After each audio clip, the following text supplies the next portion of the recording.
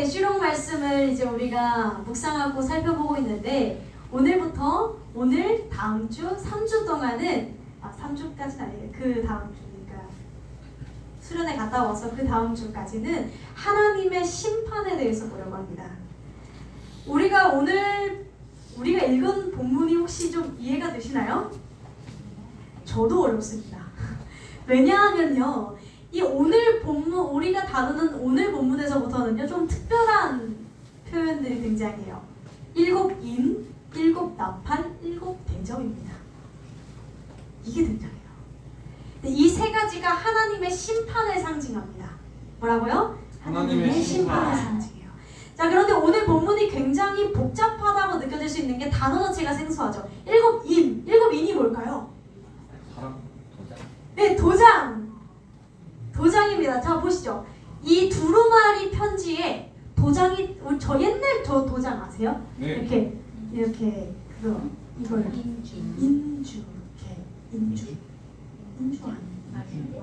인주 아니고 빨간 거 그죠? 이렇게 도장 눌러서 굳혀가지고 양초 이렇게 굳혀서 하는 그 인이에요. 그 도장 확인증표예요. 이제 편지를 뗄 때, 그래서 성경 보면요, 첫 번째 인을 떼다, 두 번째 인을 떼다, 이런 식으로 나와요. 이게 하나하나 똑똑똑똑 뗐다라는 거예요. 열어서 그 두루마리를 펼쳤다라는 얘기예요. 이제 이해가 됐어요. 자, 그 다음에 7나팔이 나와요. 오늘 의리가 있진 않은데 7나팔은 아시죠? 나팔, 뿌빠뿌빠뿌 나팔이고요. 그 다음 7대접, 대접 말 그대로 그릇입니다. 7대접이 나와요. 이 세 가지가 나오는데요.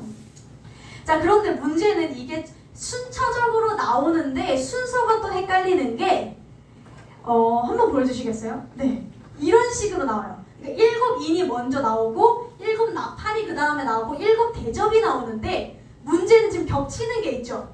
그러니까 첫 번째 인을 똑똑똑 떼잖아요, 그렇죠? 6번째 인까지 뗐어요. 근데 7번째 인이 첫 번째 나팔이에요. 그리고 첫 번째 나팔 불었어요, 두 번째 불었어요, 세 번째 불었어요. 그리고 7번째 나팔 부는 게 7대접 첫 번째예요. 이런 식으로 이게 되게 복잡하게 되어 있지만 중요한 건 하나로 이어져 있는 구조라는 거예요. 이게 이어져 있어요. 그리고 중간중간 쉬어가는 코너들과 다른 얘기들이 등장해요. 어린 양 얘기랑 막 이런 것들이 등장하다 보니까 우리가 도저히 감이 안 잡히는 거예요. 뭔 얘기인지 모르겠어요. 근데 중요한 건 그거예요. 이것을 읽었던 1대 독자들, 초대교회 사람들은 이걸 읽자마자 눈물을 잘잘잘잘 흘렸다라는 거예요. 그들은 다 아니까요. 그들은 그들만의 표현들을 다 아니까 읽자마자 줄줄줄줄 흘렸던 거예요. 그러니까 이런 거죠. 베데스다 교회만 알 수 있는 게 있잖아요. 우리가 그래서 하나님이 우리의 이 빨간 커튼 뒤에서 우리들을 보고 계시다가 우리들을 위로하시다가 이렇게 하면은 다른 사람들이 그 빨간 커튼이 뭔지 우리는 알잖아요. 우리는 다 알잖아요. 우리는 이게 우리들끼리만 아는 게 있잖아요. 그 초대교회 사람들도 그들만 알고 있었던 그런 표현들이 있었다는 거예요. 그러니까 막 괴상한 소리가 아니라 시대가 달라서 우리에게 조금 어려울 수 있는 것이지 사실 그렇게 어려운 이야기들은 아닙니다. 자, 그래서 근데 우리가 이런 것들을 잘 모르다 보니까 이때를 틈타고 이 구절, 우리 6장부터 대략 한 16장까지를 이단들이 되게 좋아합니다. 저기 과천에서 막 났다 그러고 저기 신천지가 14만 4천을 얘기합니다. 신천지가 와서 14만 4천 명을 채워야 하나님이 그때 오신다. 채웠나 모르겠어요, 걔네들. 넘었어요? 근데 아직 보류래요, 그러면? 아니죠. 그냥 말을 또 바꿔요? 참 줏대없는 사람들이네요. 근데 막 14만 4천을 막 얘기해요. 그리고 흰말 타고 오는 사람이 누구예요? 이만. 이만이 아닌 거 아시죠? 이만이 아니에요. 신천지에서 이만이라고 얘기해요. 그러니까 헷갈리니까 이 본문 하나하나씩 한 단어씩을 빼서 이단들이 잘 써요. 이게 나야, 이게 나야, 이게 나야 말이에요. 하지만 우리는 다행히도 저는 메시아가 아니라는 거. 그래서 저는 이상한 이야기를 하지 않을 겁니다. 자, 우리가 오늘 이 본문을 어떻게 볼 것인가. 일단 기억해야 될 게 첫 번째로 우리가 오해가 있어요. 그런 오해 있잖아요. 계시록이 예언이다 보니까 항상 매 세기마다 수세기에 걸쳐서 매 년마다 매 세대마다 계시록을 자꾸 해석하려는 사람들이 있었어요. 계시록을 우리 때다 라고 하는 사람들이 있었어요. 자, 맨 처음에는요, 우리 성경에 보면, 우리 계시록에 보면 666이 나와요. 그죠? 666이 나오는데 맨 처음에 그게 누구였냐면요, 네로 왕 황제를 상징했어요. 네로. 혹시 네로 황제 들어본 적 있어요? 역사 시간에? 네로 황제가 진짜 잔혹한 왕이었거든요. 이때 당시가 네로 황제들이 한번 뒤집어 엎고 나서요. 초대교회들. 그러니까 네로 황제가 되게 악독하잖아요. 그래서 이 666을 어떻게 해석했냐면, 우리는 숫자가 1, 2, 3, 4잖아요. 걔네들은 알파벳 A가 1이에요. 이런 식으로. 그러니까 상징하는 단어가 있었어요. 그래서 뭐 게마트리아라고 해서 그런 언어가 있었는데, 그 네로 황제를 상징하는 숫자가 딱 666이었어요. 그 이름 상징하는. 그래서 네로 황제구나. 666은 네로 황제구나 이러셨어요. 또 시대가 지나고 미국의 어떤 대통령이 되게 악독한 대통령이 있으니까 그 사람 풀네임이 6글자 6글자인 거예요. 666이다. 이 사람이다. 막 이랬어요. 그리고 2000년대 들어와서 한참 이야기했던 게 베리칩, 몸에 찍는 바코드 이야기가 있었어요. 하지만 사실 이도 아닙니다. 왜냐면 우리가 10년, 20년만 지나면 알아요. 아니었구나. 우리 그런 거 있잖아요. 1999년에 종말이 있을 거다. 지나보면 아니었구나 하잖아요. 다들 막 예언을 해요. 계시록을 가지고 막 이거다 하는데 지나보면 아닌 거예요. 그걸 2000년 동안 반복을 했어요. 그러니까 우리는 그 시도를 멈출 필요가 있는 것 같아요. 더 이상 그 추측은 멈추고 대신에 계시록에 나타난 순서대로 하나님의 심판 종말이 이루어진다. 사람들이 그렇게 생각했어요. 이 7인의 각 인마다 상징하는 것들이 있어서 이것이 순차적으로 이루어지면 하나님이 오신다라고 생각을 했어요. 근데 하나 이상한 게 있어요. 첫 번째 인이 뭐냐면요, 첫 번째 인을 똑 하고 떼더니 이기고 또 이기려고 하더라. 그러니까 정복하고 전쟁하는 걸 말하는 거예요. 전쟁. 두 번째 인을 똑 하고 떼더니 화평을 제하여 서로 죽이는 전쟁이죠. 자, 그럼 셋째 인을 똑 하고 떼더니 뭐래요? 뭐가 있대요? 우리 옛날 분들은 아세요? 한데나리온 이거 나오면 무슨 얘기예요? 한데나리온의 미란데요 이거 나오면 무슨 얘기예요? 경제 기근, 어려움, 경제 어려움이 있을 것이다. 자, 그리고 또 넷째 똑 하고 떼더니 뭐 있어요? 사망이 있어요. 죽음이 있어요. 이게 있는 거예요. 근데 자, 그 사람들이 말한 대로 이게 전쟁이 있고 그 다음에 뭐가 있고 하면 예수님이 오시는구나 했는데, 생각해 봅시다. 전쟁과 기근과 사망과 이 정복은 맨날 있었어요. 맨날 있었어요. 뭐 순서대로 있는 게 아니라 늘 있었어요. 자, 그래서 우리가 이것을 어떻게 봐야 되냐? 종류를 그냥 나열하신 거고, 이것은 예수님이 초림하셨을 때, 그러니까 예수 처음 딱 오셨을 때부터 그리고 재림 다시 오시는 그날까지 계속 있는 일이구나. 계시록은 지금 나에게 허락하시는 메시지. 매일 나에게 있겠구나. 전쟁 맨날 일어나겠구나. 서로 이기려고 들고 경쟁하는 게 맨날 있겠구나. 라는 것을 봐줘요. 이거는 이렇게 예언에 대한 이야기라보다 매일 우리들에게 허락되어지는 말씀이에요. 자, 그리고 7인, 7나팔, 7대접 이렇게 등장하는데 이것이 다 똑같이 하나님의 심판의 상징이에요. 7인도 하나님의 심판, 7나팔도 하나님의 심판, 7대접도 하나님의 심판이에요. 근데 뭐가 다르냐면요, 하나님의 심판을 바라보는 시점이 다른 거예요. 시점. 저 눈이에요. 그러니까 이런 거 같은 심판인데 다른 뷰인 거예요. 같은 호텔인데 산뷰가 있고 그 바다 뷰가 있잖아요. 그렇죠? 어디서 바라보느냐에 따라서 달라져요. 그래서 7인은 성도의 시점으로서 본 하나님의 심판이에요. 그리고 7나팔은 불신자들의 시점에서 본 하나님의 심판이에요. 그리고 마지막 7 대접은 총체적으로 본 하나님의 심판이에요. 그러니까 다 똑같은 얘기하는 거예요. 다 똑같은 얘기하는 건데 성도들이 받아들이기에 다르고 불신자들이 받아들이기에 다르고 다 다르다는 거예요. 시점에 따라서. 먼저 우리가 살펴볼 게 7인이에요. 그죠? 7인. 성도의 관점에서 바라본 하나님의 심판. 다른 말로 하면요. 이걸 다른 말로 하면 이거예요. 성도들도 하나님의 심판을 받는다 안 받는다? 받는다. 심판이 최후의 심판 그 말고요. 불구덩이 말고요. 매 순간 우리는 하나님의 어려움과 심판을 받는다 안 받는다? 받는다. 슬픈 일이 있다 없다? 똑같이 있다. 똑같이. 안 믿는 사람도 믿는 사람들이 마음고생을 더 할 때가 있어요. 그렇잖아요. 저기 진짜 수편하게 잘 사는 것 같은데 나는 있다는 거예요. 똑같아요. 있어요.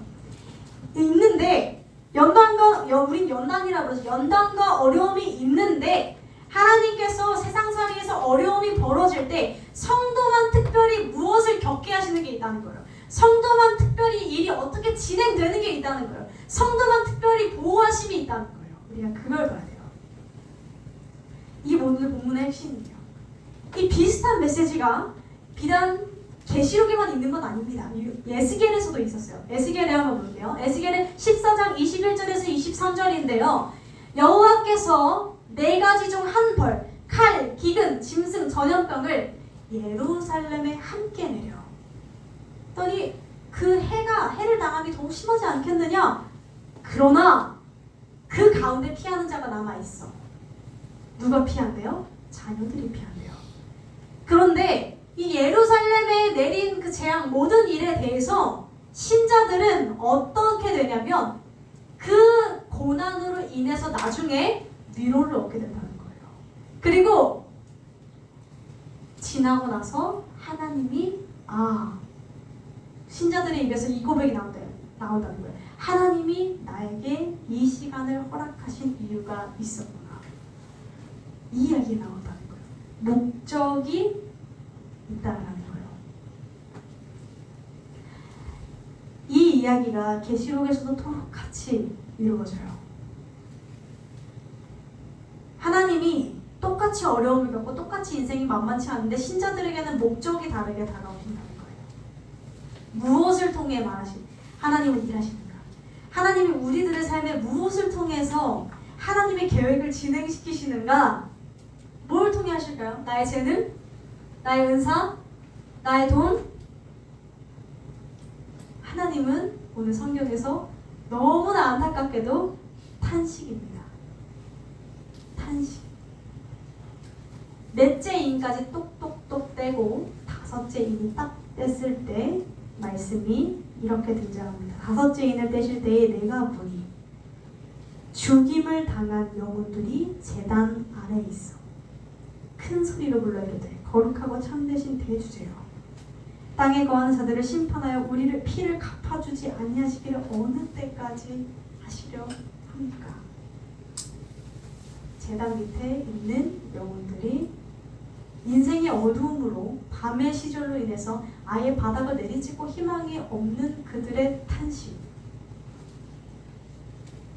할 만큼 해봤어요. 기도도 할 만큼 해봤어요. 우리가 기도도 할 만큼 하고 다 할 만큼 해보면 마지막에 어떤 게 나오는 줄 아세요? 탄식이 나옵니다. 탄식밖에 나오지 않습니다. 그런데 하나님이 이 성도들의 탄식을 듣고 이를 진행시키신다는 거예요. 첫째부터 넷째까지 전쟁, 화평을 제하는 전쟁, 정복, 기근, 한 데나리온의 일 한 대, 질병, 사망, 그리고 이러한 것들을 함께 겪은 성도들의 탄식. 이 탄식을 듣고 애통하는 성도들의 한숨을 듣고 주님께서 말씀하신다는 거예요. 언제까지 일하시지 않겠습니까? 라고 물을 때 그 주님이 이렇게 말씀하세요. 그 수가 차기까지 하나님의 때가 정해져 있다는 거예요. 이것이 성도들에게는 확실한 위로가 됩니다. 왜요? 우리가 수요예배에서도 이야기했듯이 하나님은 말씀하시고 그 말씀을 이루시는 하나님. 한 번도 그것이 성취된 적이 없는 하나님. 그렇기에 내가 올바른 길에 서 있구나. 하나님의 때가 다가오고 있구나. 나의 탄식을 하나님이 들으시는구나. 우리가 모두가 어려움이 있을 때요, 그 어려움을 돈으로 해결합니다. 진행시킬 때 돈으로 진행시키고요, 땡으로 진행시키고요, 나의 재능으로 진행시킵니다. 그런데 하나님의 계획을 진행시키는데 이 모든 것들이 아니라 우리들의 탄식으로 진행시키시는 것. 탄식으로 주님의 일하심이 다음 단계로 갑니다. 자, 그러면 우리들의 심판, 이 어려움을 볼 때 우리들의 시선은 어디를 봐야 됩니까? 누가 인을 뗐는가를 봐야 됩니다. 인을 뗀다라는 건 하나님의 구원의 계획이 착착착착 이루어진다는 거거든요. 첫 번째가 경쟁이었어요, 그죠? 이기려고 들고 이기려고 드는 거였어요. 그러니까 나를 못 이겨서 안 달라는 그 자식이 있어요. 나를 누르고 나를 무시하고 하는 그런 일들이 우리들의 인생에 있어요. 자, 그런데 우리가 그 일이 일어났는가 안 일어났는가를 보는 게 아니에요. 어차피 일어나요. 그런데 일어났을 때 우리가 뭘 봐야 되냐? 그 일을 누가 시작했냐를 봐야 된다는 거예요. 오늘 본문에 계속해서 누가 떼요? 그 인을? 어린 양이 떼요.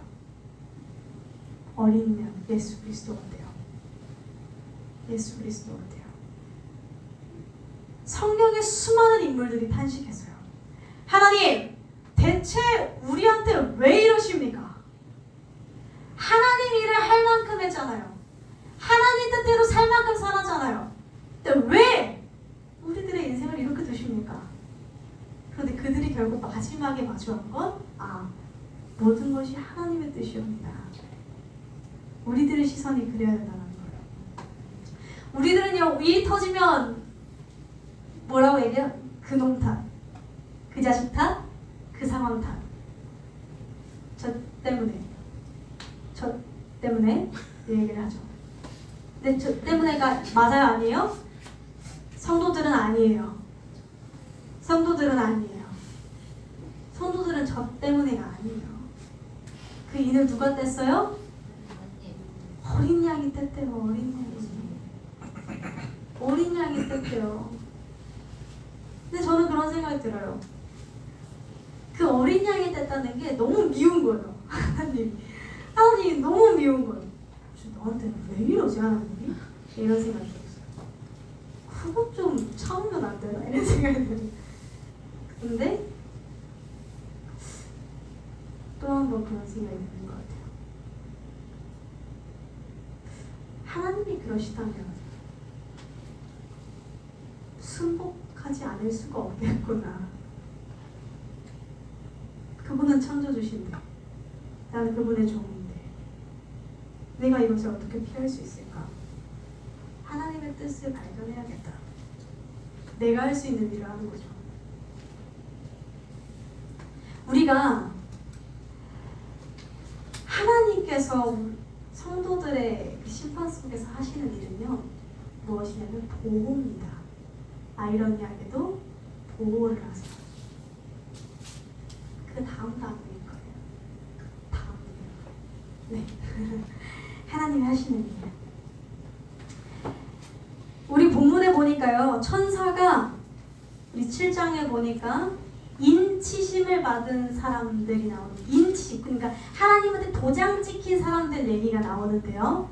하나님이 심판을 내리실 때 큰 진노에 이르렀을 때 17절에 보면, 6장 17절에 보면 진노의 큰 날이 이르렀을 때 누가 설 수 있겠느냐, 하나님의 진노 앞에 누가 서 있을 수 있겠느냐 얘기해요. 근데 그러고 나서 바로 7장에 넘어가서 인침을 받은 사람들 얘기가 나오는데, 하나님이 어떻게 보호하시냐? 천사가 서서 바람으로 하여금 불지 못하게 하고 해하지 못하게 막으며 주님이 보호하신다는 거예요. 바람이 똑같이 부는데 그 인친 사람들을 잡고 있다는 거예요. 그리고 하나님이 말씀하세요. 빨리 내가 선택한 사람들에게 도장을 찍어놔. 빨리 인을 쳐놔. 천사들에게 명령하세요. 바람은 똑같이 부는데 그 바람 속에서 누가 붙잡고 있냐면 하나님이 그 도장 쾅 찍힌 사람들을 붙잡고 있다는 거예요. 이것이 우리로 하여금 하나님이 택하신 사람들이 무너지지 않도록, 해를 당하지 않도록 미리 인을 쳐서 보호하라라는 하나님의 명령이에요. 그래서 우리들의 인생에 어떤 종류의 어려움이 있는가가 중요한 게 아니에요. 신자들은, 믿는 사람들은 내 삶에 어떤 기쁜 일이 있고 어떤 어려움이 있느냐보다 중요한 건 내가 인치심을 받았는가가 중요한 거예요. 인치심을 받았잖아요? 그러면 환난 중에도 주가 붙들고 있어요. 그래서 내가 나에게 어떤 종류의 어려움이 닥치냐보다 내 정체성이 내가 하나님 자녀로 입양이 잘 됐는가가 중요한 거예요. 우리는 알아요. 그 도장 쾅 찍힌 사람은요, 주님이 나를 붙들고 계신다라는 그 이마에 확 때리는 그 확신을 받아본 사람들은요, 이상하게 평안해요. 말 안 되게 평안해요. 평안하면 안 되거든요. 평안하면 안 되는 상황이거든요. 근데 평안해요. 왜요? 나를 주가 붙들고 있거든요. 우리 그거 보여야 되는 줄 믿습니다. 마지막으로 14만 4천 명이 나옵니다. 완전수예요. 12제자의 12죠. 그리고 24장로 나왔죠. 12, 12 더해서 23장로 완전이었잖아요. 12 곱하기 12 했더니 144가 나와요. 그리고 빵빵빵 완전 빵빵빵이에요. 그러니까 14만 4천 명은 신천지가 말하는 대로 진짜 14만 4천 명의 문자적인 숫자적인 수가 아니라 완전한 수라는 거예요. 완전한 하나님의 백성들. 이들이 하나님께 예배한대요. 그런데 이들이 야, 너 인치심 어떻게 받았냐? 너 구원 어떻게 받았냐? 라고 했을 때 오늘 우리의 마지막 절 10절에 말한다는 거예요. 구원하시니 보좌에 앉으신 우리 하나님과 어린이 함께 있도다. 뭘 말하는 거예요? 몰라. 하나님이 나를 구원하셨어. 나 몰라. 나 한 거 없어. 근데 하나님이 하셨어. 이게 신자들의 고백이라는 겁니다. 난 그냥 살았어. 난 기도밖에 안 했어. 난 정말 능력이 없어서 난 정말 그랬어. 근데 하나님이 채우시고 하나님이 인도하셨어. 하나님이 나를 붙드셨어. 나에게 능력이 없지만 나는 그냥 탄식했는데 주님이 나를 붙드셨어. 이 말 안 되는 고백이 우리들의 삶에 펼쳐지게 되길 소망합니다.